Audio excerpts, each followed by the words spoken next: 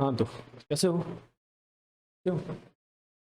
तो फाउंडेशन में ही है और अपन रिपीटर है, तो फाउंडेशन एडिशनल है। वाह शाबाश। चलो तो अपन स्टार्ट करते हैं, ठीक है।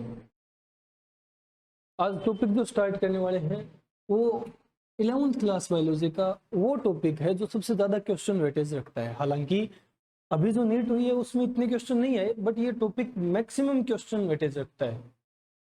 लास्ट टू लास्ट जो नीट थी यानी नीट 2020, उसके अंदर तकरीबन 13 या 14 क्वेश्चन इस यूनिट से भी। क्लियर है? तो 13-14 क्वेश्चन कितना वेटेज रखते हैं तुम लोग समझ सकते हो। क्लियर है? तो देखो, यूनिट है ह्यूमन फिजियोलॉजी। क्लियर? अब ह्यूमन फिजियोलॉजी यानी हम अपनी ही बात करने वाले हैं इस दुनिया के सबसे घटिया जानवर के बारे में, जो कि हम खुद हैं, बताने की जरूरत है ही नहीं। तो देखो, ह्यूमंस है ना, हम लोग, हमारे अंदर किस तरह की ऑर्गेनाइजेशन मिलती है यहां से स्टार्ट करते हैं। हमारे अंदर ऑर्गेनाइजेशन अगर बात करें तो हम organ system level of organisation देखते हैं। ऑर्गन सिस्टम लेवल यानी कोई ऑर्गेनिज्म होते हैं जिनके अंदर सिर्फ सेलुलर लेवल ऑर्गेनाइजेशन होती है, यानी सिर्फ सेल हैं जो फंक्शन कर रहे हैं। कुछ हैं जिनके अंदर टिश्यू बन जाते हैं सेल्स के ग्रुप, और कुछ हैं जिनके अंदर टिश्यू का ग्रुप ऑर्गन हो जाता है। हम लोग ऐसे हैं जिनमें ऑर्गन्स ने मिलकर के पूरा एक सिस्टम बनाया है अलग अलग फंक्शन परफॉर्म करने के लिए। जैसे हमारे लिए, हमारे अंदर खाने के लिए डाइजेस्टिव सिस्टम है, निकालने के लिए एक्सक्रीटरी सिस्टम है, ठीक है, सांस लेने के लिए रेस्पिरेटरी सिस्टम है, चलने फिरने के लिए मूवमेंट लोकोमोटरी सिस्टम है। क्लियर है? अपने जैसे बनाने के लिए रिप्रोडक्टिव सिस्टम है। तो हर चीज, हर कांड के लिए एक सिस्टम है अपने पास काम के लिए, ठीक है, समझ रहे हो? तो ये हमारा स्पेसिफिक फीचर है कि हमारे अंदर organ system level of organisation है। अब हर फंक्शन के लिए है तो इसमें एक सिस्टम आता है जो हम स्टडी करते हैं कि हमारे अंदर डाइजेस्टिव सिस्टम भी है। डाइजेस्टिव सिस्टम, और यही हमें पढ़ना है, अभी हम इसे ही पढ़ेंगे। क्लियर है? डाइजेस्टिव सिस्टम क्या होता है और क्या परफॉर्म करता है। तो नाम से पता चल रहा है ये सिस्टम है डाइजेशन के लिए। डाइजेशन के लिए। अब डाइजेशन क्या होता है, बात रही कि डाइजेशन क्या है, तो इसको यही छोड़ो। अब समझो, हम लोग ह्यूमंस हैं, हम फूड एक्वायर करते हैं, है ना, खाना खाते हैं। वे क्यों खाते हैं खाना? ना खाएंगे तो कौन सा पहाड़ थोड़ी टूट जाएगा। क्यों खाते हैं खाना? एनर्जी मिलती है, एनर्जी मिलती है ना, और एनर्जी से हम लोग काम करते हैं। अब खाने से एनर्जी कैसे मिलती है? खाना तो बाहर एक आम रखा है, उससे एनर्जी कैसे मिलेगी हमें? बाहर एक केला रखा है, उससे एनर्जी कैसे मिलेगी हमें? सोचने वाली बात है। तो कुछ फ्रूट भी ऐसे हैं जो लोगों में समझ नहीं आती। तो देखो, अब इनसे एनर्जी कैसे मिलती है ये प्रोसेस हमें ये बताता है, डाइजेस्टिव सिस्टम बताता है, वो प्रोसेस है डाइजेशन की। क्लियर है? तो हम लोग फूड एक्वायर करते हैं।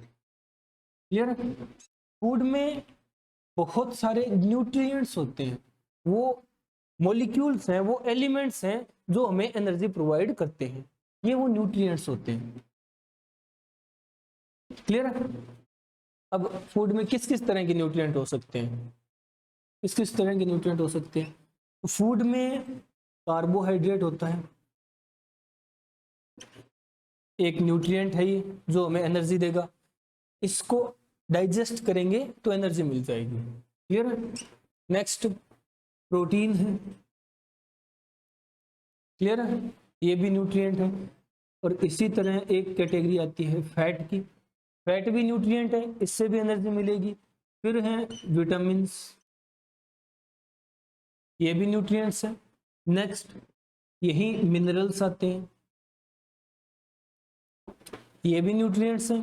और एट लास्ट सबसे simplest nutrient H2O, H2O water, जल, ये भी एक न्यूट्रिएंट है। ये हमारे वो फूड की न्यूट्रिएंट है जो मैक्सिमम फूड में पाए जाते हैं। ठीक है, मैक्सिमम टाइप ऑफ फूड में ये मिलते हैं। क्लियर है? ये होंगे तभी उसे कंप्लीट फूड कहा जाता है। अब देखो, carbohydrate, protein, fat, vitamin, mineral, water. इन सब न्यूट्रिएंट्स में से कुछ न्यूट्रिएंट्स तो ऐसे हैं जो कि बहुत कॉम्प्लेक्स फॉर्म में है, यानी जिनको यूज करना, जिनसे एनर्जी निकालना इतना आसान नहीं होता। क्लियर है? एज इट इज हम लोग एनर्जी नहीं निकाल सकते इनसे। और कुछ ऐसे हैं जो कि कतई सिंपल फॉर्म में है, ये तो यूज करने बहुत आसान है। अब ये इतने सिंपल है कि इससे सिंपल नहीं टूट सकते। वाटर को तुम लोग क्या हाइड्रोजन ऑक्सीजन में तोड़ के यूज करोगे क्या, कि चलो हाइड्रोजन ले लिया, ऑक्सीजन लेते हैं, पानी हो गया अंदर, ऐसे करते हो? H2O तो एक साथ जाता है ना। तो ये तो बहुत सिंपल फॉर्म है और कुछ बहुत कॉम्प्लेक्स फॉर्म होती है। तो न्यूट्रिएंट जो कार्बोहाइड्रेट, प्रोटीन और फैट, ये जो पहले तीन न्यूट्रिएंट है ना, ये कॉम्प्लेक्स न्यूट्रिएंट है। क्लियर है? और विटामिन, मिनरल और वाटर ये सिंपल न्यूट्रिएंट है, यानी सिंपल फॉर्म में प्रेजेंट होते हैं, और ये कॉम्प्लेक्स फॉर्म है। क्लियर है? अब हमारी बॉडी ऐसी है कि वो न्यूट्रिएंट से एनर्जी लेती है, बट किस से? सिंपल न्यूट्रिएंट से ले सकती है। कॉम्प्लेक्स फॉर्म से डायरेक्ट एनर्जी नहीं निकाल सकती हमारी बॉडी। हमारे सेल्स इस कॉम्प्लेक्स फॉर्म से डायरेक्ट एनर्जी नहीं ले सकते। तो क्या करना पड़ेगा भाई? क्या करना पड़ेगा? इनको तोड़ना पड़ेगा या इनको कन्वर्ट करना पड़ेगा। किसमें? सिंपल फॉर्म में। इस कॉम्प्लेक्स फॉर्म की सिंपल फॉर्म बनानी पड़ेगी ताकि हमारी बॉडी इन्हें यूज कर सके और एनर्जी निकाल सके, और वो एनर्जी हमारी बॉडी बहुत फंक्शन, अलग अलग टाइप के फंक्शन परफॉर्म करने के लिए यूज करेगी। क्लियर है?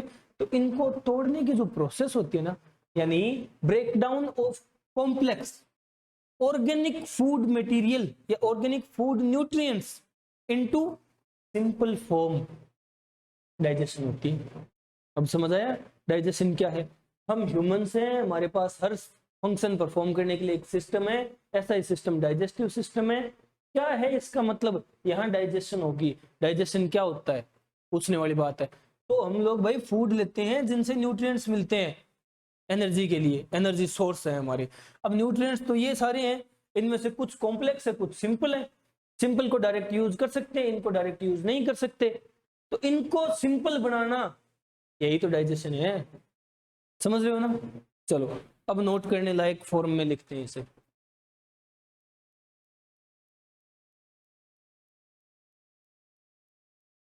चैप्टर अपना है digestive system, digestive system.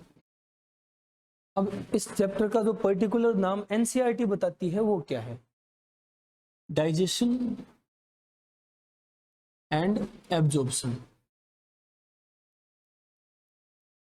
Digestion and absorption, ये इस चैप्टर का एक्चुअल नेम है। क्लियर?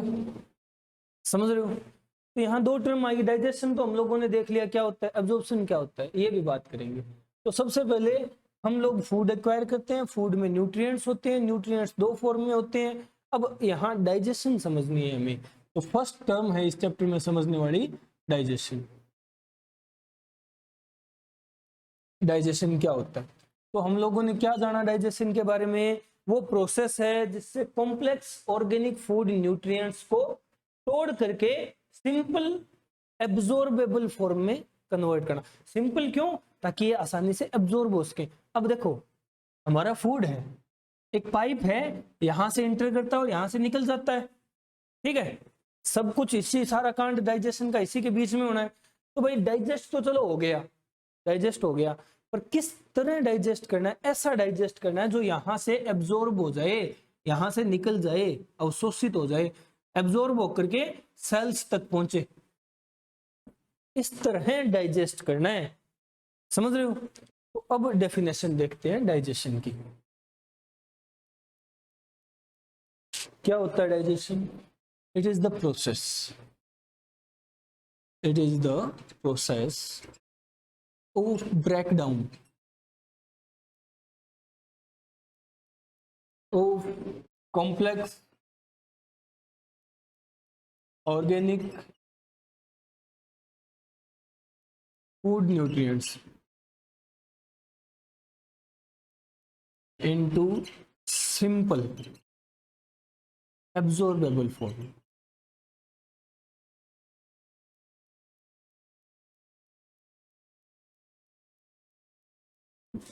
ये डाइजेशन है। क्लियर है? अब समझ आया डाइजेशन क्या होता है? यानी in complex organic food nutrients को तोड़ करके सिंपल एब्जॉर्बेबल फॉर्म में कन्वर्ट कर देना डाइजेशन है। समझ रहे हो? इसी के लिए हमारे पास पूरा एक सिस्टम है जो हमें स्टडी करना है। तो हम क्या कह सकते हैं, ये कॉम्प्लेक्स फॉर्म है, इनका तो डाइजेशन होता है। और सिंपल फॉर्म, अबे पहले ही बहुत मरे पड़े हैं, कमजोर हैं, इनको और कितना तोड़ोगे, नहीं टूट सकते ना। इनकी डाइजेशन नहीं होती, इनकी डाइजेशन नहीं होती। क्लियर है? कॉम्प्लेक्स की डाइजेशन होगी, सिंपल की डाइजेशन नहीं होगी। क्लियर है? अब ये लिखो,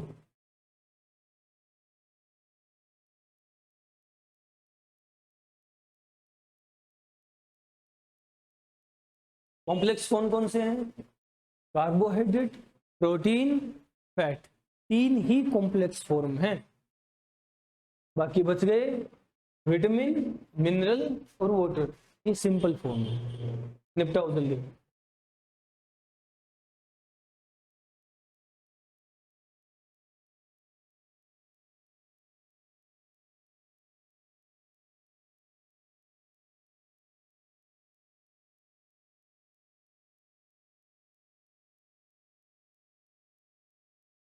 और साथ साथ लिखा करो तुम लोग।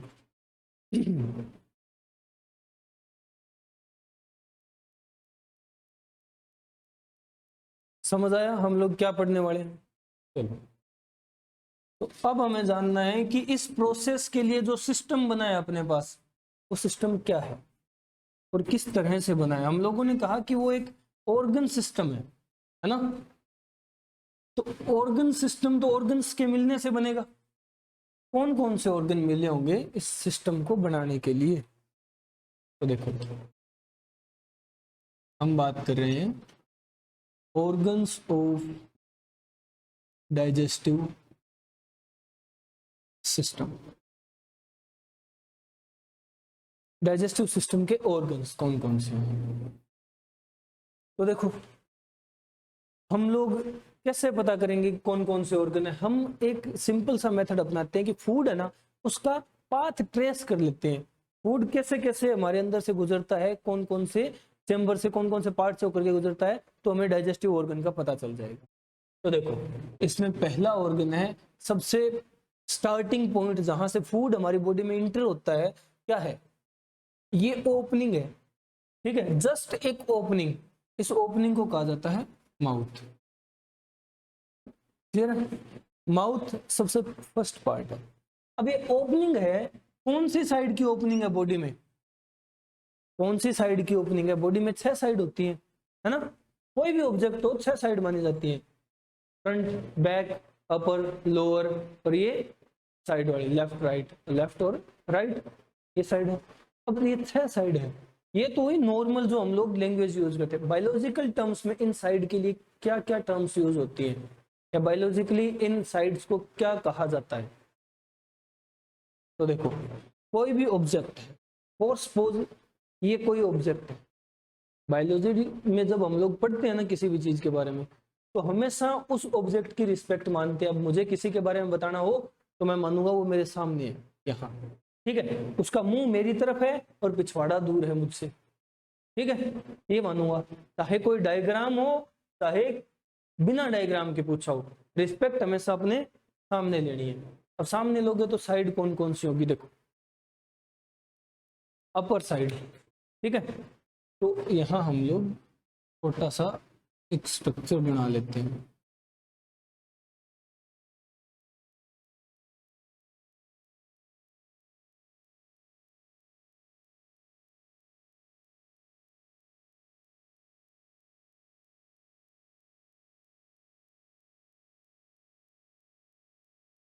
ये है, ठीक है। अब इसमें साइड्स बताओ, ये है। अब साइड बताओगे, जो इसकी अपर साइड है, यानी ये अपर साइड को बायोलॉजिकली हम लोग कहते हैं कि ये इसकी एंटीरियर साइड है, एंटीरियर। क्लियर है? इसकी लोअर साइड यानी नीचे वाला हिस्सा, नीचे वाला हिस्सा हम लोग बताते हैं कि ये पोस्टीरियर साइड है। पोस्टीरियर टर्म यूज होती है लोअर पोर्शन को शो करने के लिए। अब इसकी जो फ्रंटल साइड है, फ्रंट साइड है, इसके लिए टर्म यूज होती है वेंट्रल। क्लियर है? और इसका जो पिछवाड़े वाला हिस्सा है, मतलब बैक साइड है, इसकी बैक साइड के लिए टर्म यूज होती है डोर्सल। क्लियर है? समझ रहे हो? बैक होगी, फ्रंट होगी, अपर होगी, लोअर होगी, बच गई कौन सी? लेफ्ट और राइट। तो देखो ये जो साइड्स हैं, एक तो लेफ्ट साइड है, एक राइट साइड है। क्लियर है? ये साइड्स क्या है? अब 3D में थोड़ा सा कंफ्यूज हो जाओगे ना, बट बनाना पड़ेगा ऐसे। ठीक है? लेफ्ट और राइट, ये साइड है। लेफ्ट और राइट दोनों साइड्स को ही एक ही टर्म दी जाती है, लेटरल। क्लियर है? समझ गए? ये है, ये हम लोग साइड्स बताते हैं किसी भी ऑब्जेक्ट की, 6 साइड होती है। समझ गए? अब माउथ बताओ मुझे, हमारी बॉडी की कैसी, किस साइड की ओपनिंग है माउथ? कैसी साइड है? ये एक पाइप है पूरी, ऐसे निकलेगी इस तरह से सीधी। अब सीधी होगी ये पाइप। ठीक है?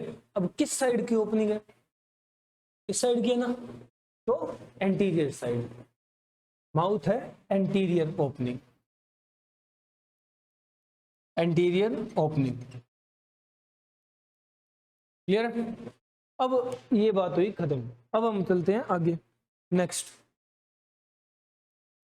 ये नोट करोगे क्या? करो जल्दी,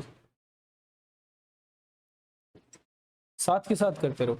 अब सेकंड पार्ट, माउथ से आगे फूड कहाँ पहुंचता है? इस हिस्से में पहुंचता है ना, यहाँ।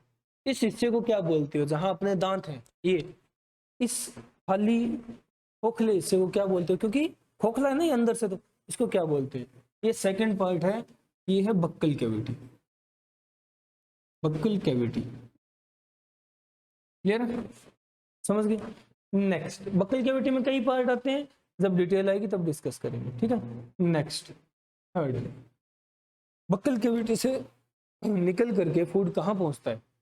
यहां से जब निकलेगा तो कहाँ जाएगा? इस हिस्से में। इस हिस्से में आएगा, जैसे तुम लोग गड़ा बोलते हो, कंठ, इस हिस्से में आएगा ना।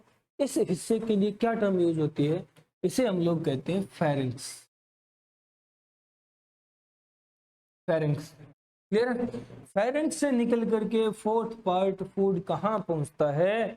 फेरिंक्स से निकल करके, यहां से निकल करके एक पाइप है जो ऐसे नीचे तक जाती है, इस पाइप में। इस पाइप का नाम है फूड पाइप बोलते हैं इसे। बायोलॉजिकल टर्म है ईसोफेगस। ईसोफेगस, ओ साइलेंट है, ईसोफेगस। क्लियर है? यानी फूड पाइप, फूड पाइप, क्योंकि फूड ही तो ट्रांसफर हो रहा है इसके थ्रू। अब ये ईसोफेगस फूड को कहाँ पहुंचाती है? ये फेरिंक्स से लेकर के फूड को पहुंचाती है हमारे यहाँ इस हिस्से में। यहाँ क्या है? यहाँ है हमारी इस डाइजेस्टिव सिस्टम का एक सबसे वाइडेस्ट पार्ट, स्टमक। क्लियर है? Fifth portion, stomach. अब स्टमक से निकल करके फूड कहाँ पहुंचता है? स्टमक से निकल करके एक कोइल्ड पोर्शन स्टार्ट हो जाता है, और वो कोइल्ड पोर्शन है इंटेस्टाइन, जो कि दो तरह की है। पहला पार्ट जो स्टमक से अटैच है वो है सिक्स्थ, हमारी small intestine. Small intestine. Clear है? और स्मॉल इंटेस्टाइन से फूड आगे पहुंचता है, seventh part, large intestine. Large intestine.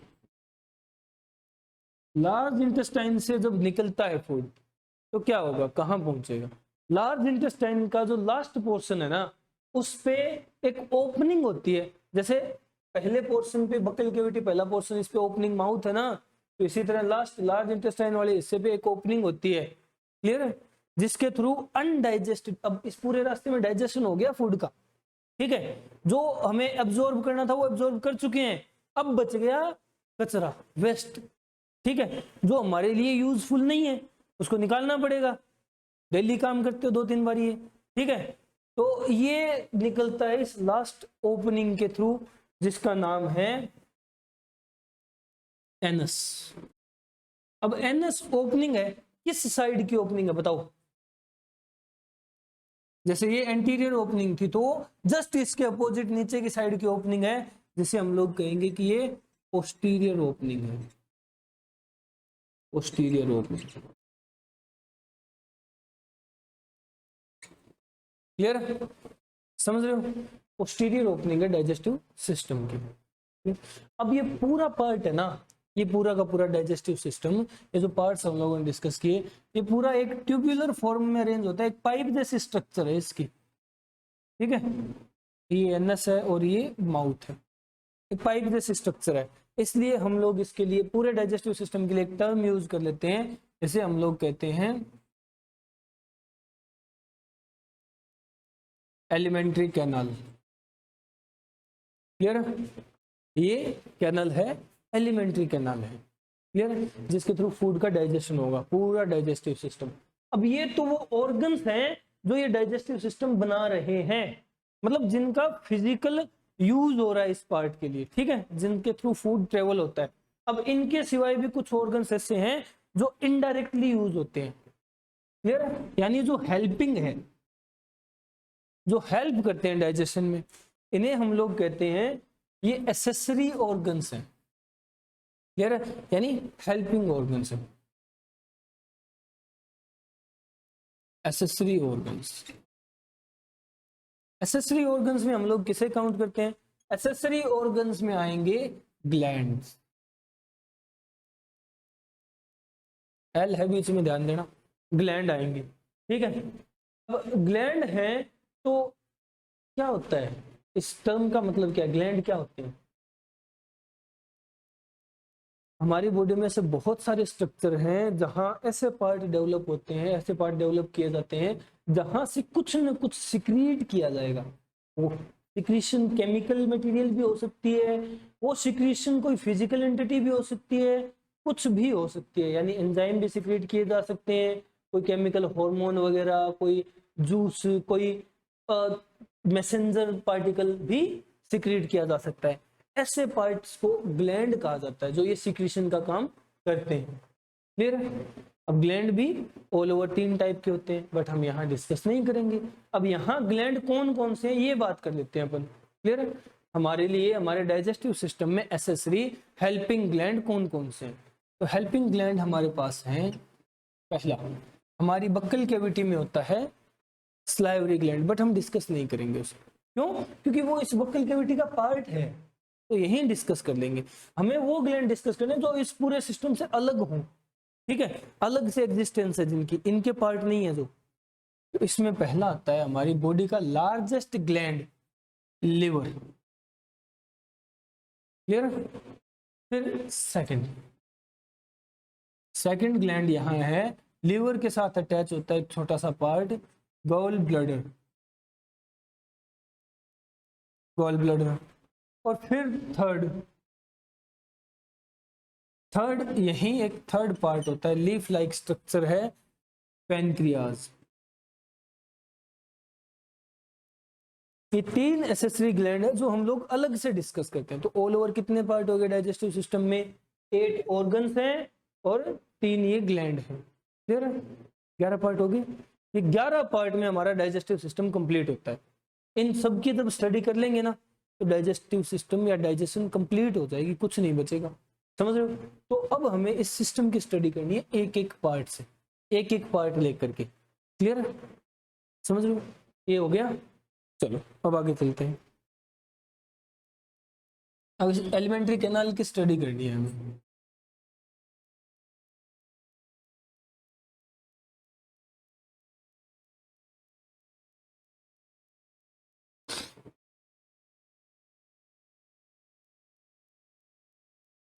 Alimentary canal की स्टडी करनी है तो फर्स्ट पार्ट से स्टार्ट करते हैं। फर्स्ट पार्ट क्या है हमारे पास?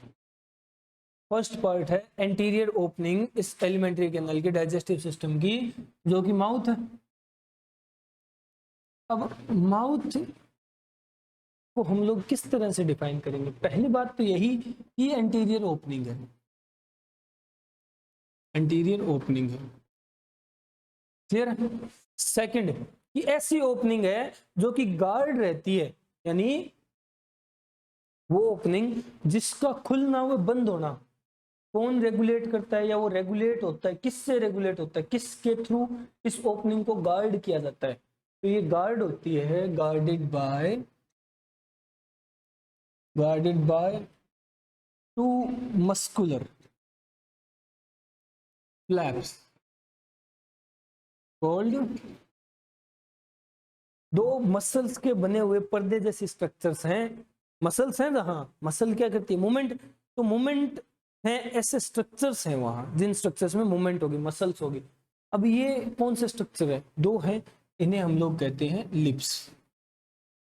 हमारे होठों से गार्ड रहता है ये ओपनिंग, ये होठ है तो इसको खोलते हुए बंद करते हैं, जानते हो ना, समझ रहे हो, ये है।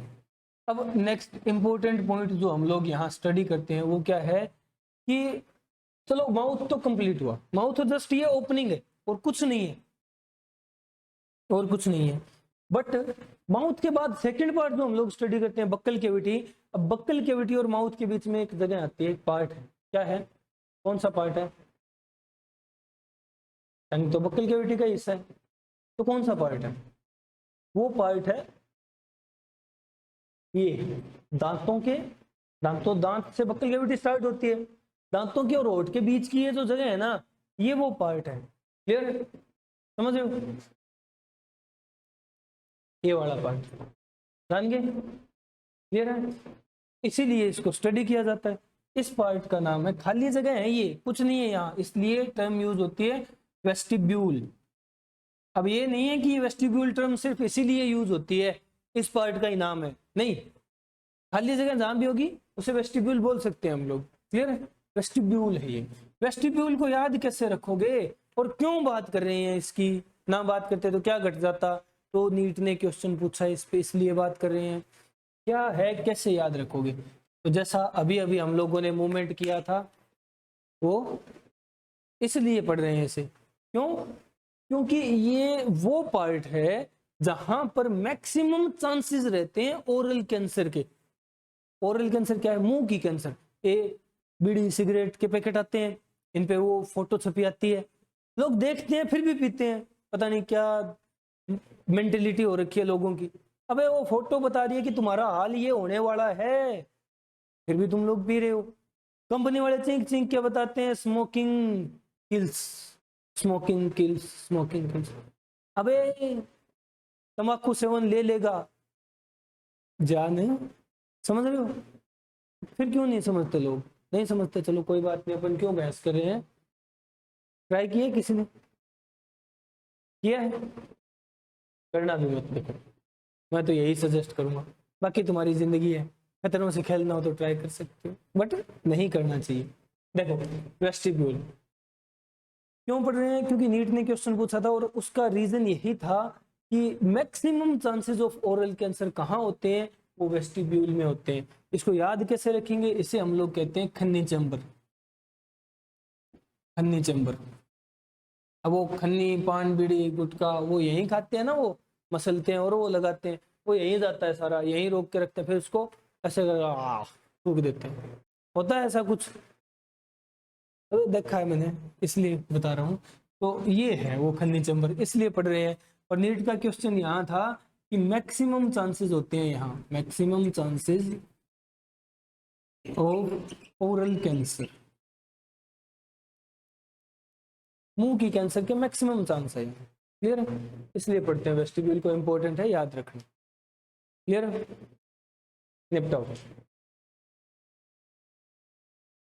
ये हुआ, ये है अपना first part, first portion mouth, clear हो गया।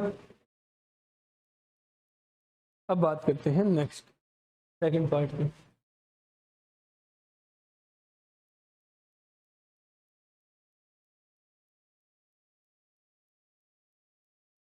सेकंड पार्ट डिस्कस करते हैं, तो देखो सेकंड पार्ट में क्या है, सेकंड पार्ट है अपना बक्कल कैविटी। अब देखो बक्कल कैविटी को हम लोग ओरल कैविटी के नाम से भी जानते हैं, ओरल कैविटी के नाम से भी जानते हैं।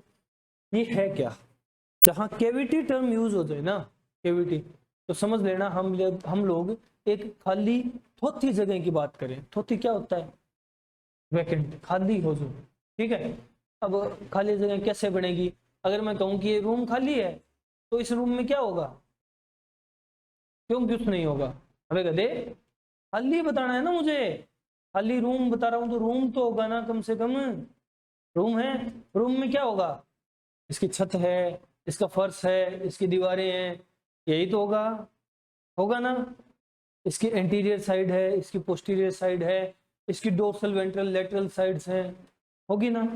ऐसा होता है, ऐसी होती है कैविटी।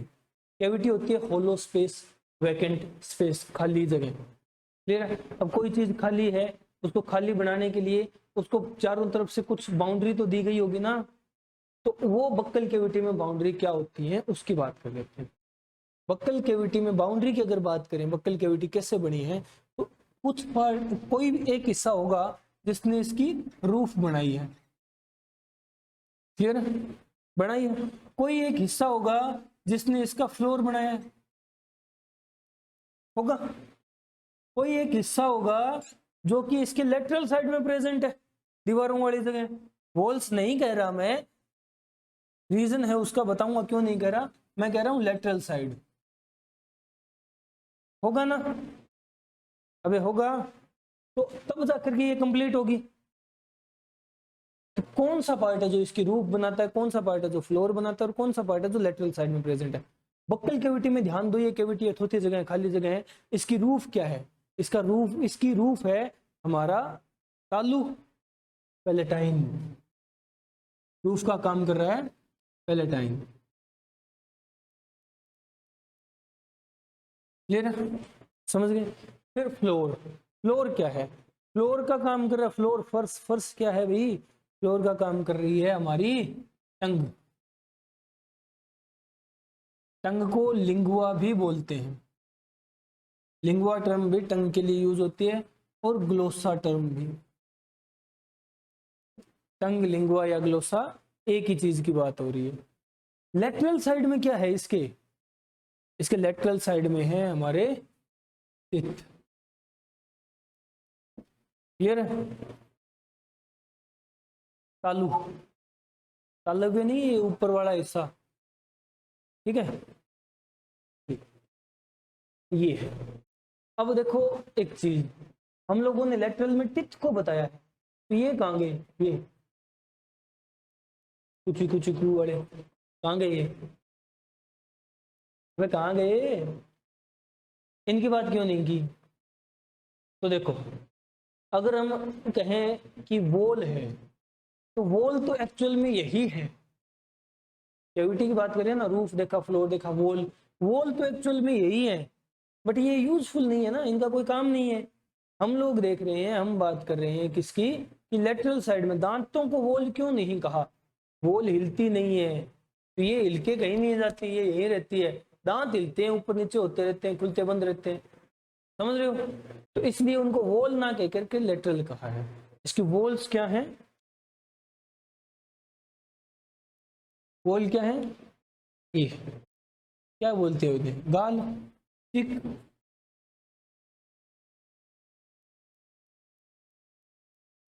क्लियर? ये बक्कल कैविटी है। अब अगर बक्कल कैविटी समझनी है तो हमें ये एक एक पार्ट समझना पड़ेगा। पैलेटाइन, टंग, टिथ और चिक को हम डिस्कस नहीं करते। क्लियर? ये हो, तो अब अपन बात करते हैं पैलेटाइन से।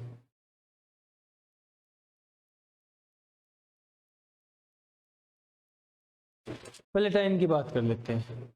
पैलेटाइन जो है, तालु जो है हमारा, ये कैसा होता है?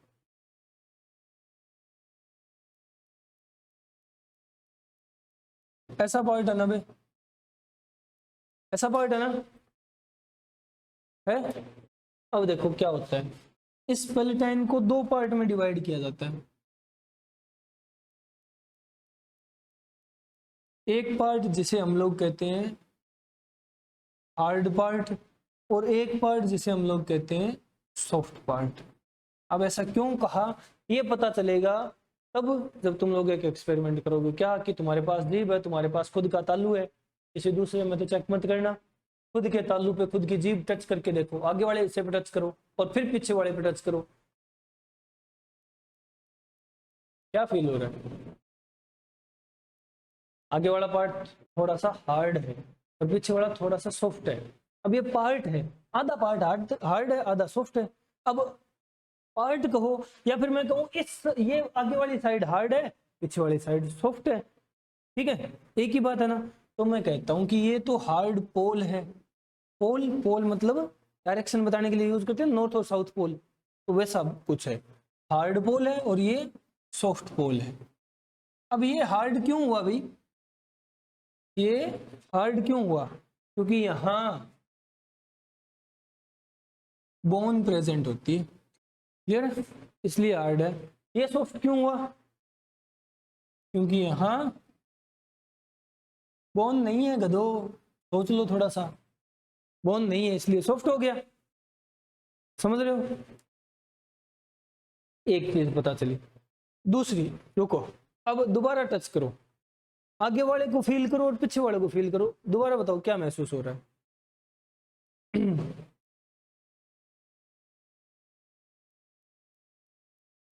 वे बताओ, क्या मैं टच करके बताऊं क्या?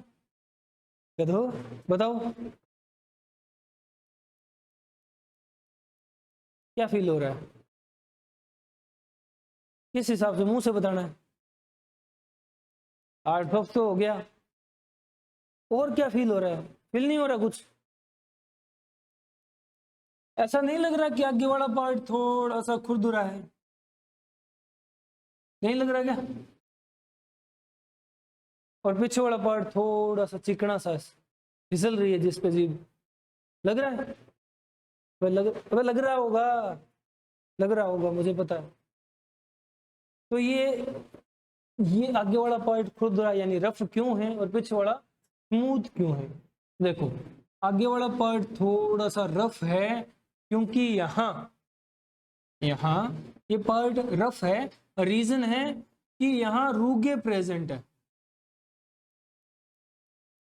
रूगे प्रेजेंट है, क्लियर, इसलिए ये पार्ट रफ है,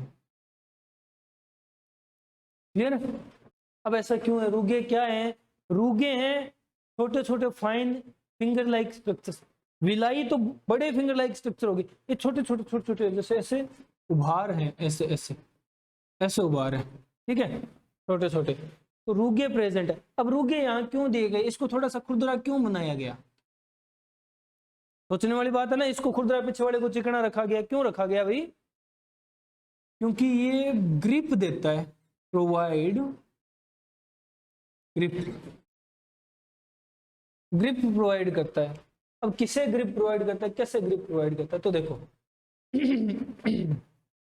अभी सर्दियां आ रही है, रातें लंबी हो जाएंगी, दिन छोटे हो जाएंगे, सर्दियों की रातें वैसे भी खास होती है। सोने से पहले दूध के साथ एक आधा लड्डू तो खाओगे, और लड्डू कैसे बनते हैं मैं तो ये पूछ रहा हूँ, रातों से मुझे कोई मतलब नहीं है, लड्डू कैसे बनते हैं ये बताओ। अबे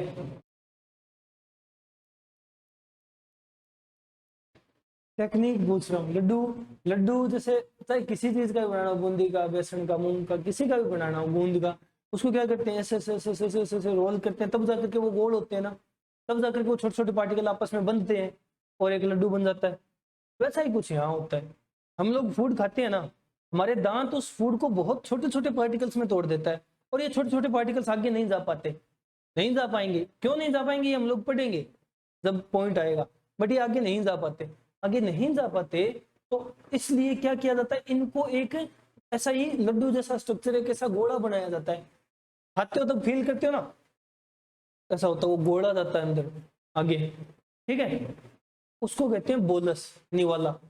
अब ये बोलस कैसे बनता है भाई? वही लड्डू वाली टेक्निक है, बोलस बनाने के लिए दोनों तरफ से ऐसे हाथ जैसा कुछ चाहिए, तो ऐसा नीचे तो आती है हमारी टंग, ठीक है, ऊपर पहले टंग अगर चिकना होता, स्मूथ होता, तो ये फिसलता रहता, बोलस बनता ही नहीं कभी, तो इसलिए रफनेस दी गई ताकि वो बोलस बन सके, पहला रीजन।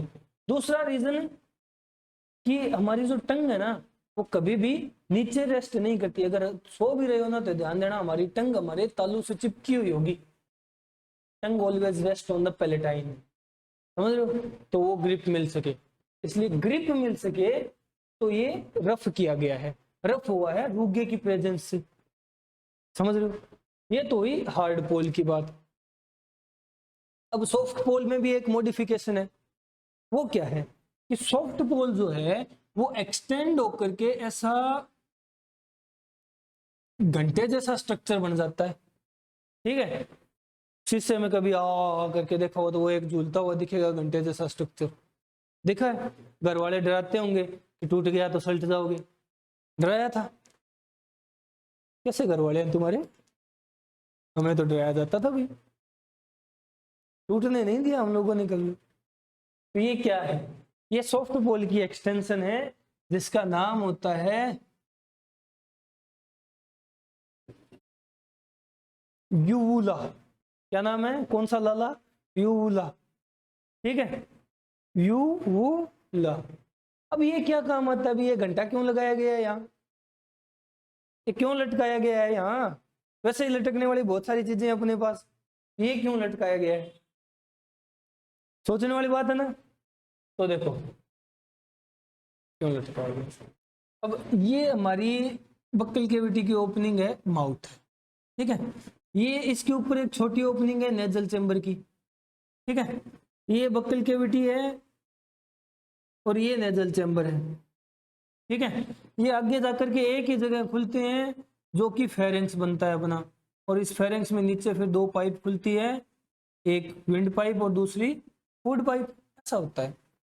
चलो अब एक चीज ध्यान दी होगी, कभी भी खाते वक्त, हम खाते या पीते वक्त, हम लोग पानी की बात कर रहा हूँ, ठीक है, खाते या पीते वक्त कभी सांस नहीं लेते, और सांस लेते तब खाते पीते नहीं है। अगर ऐसा हो जाए बाय द वे तो फिर वो अटक जाता है, फिर खांसी आती है।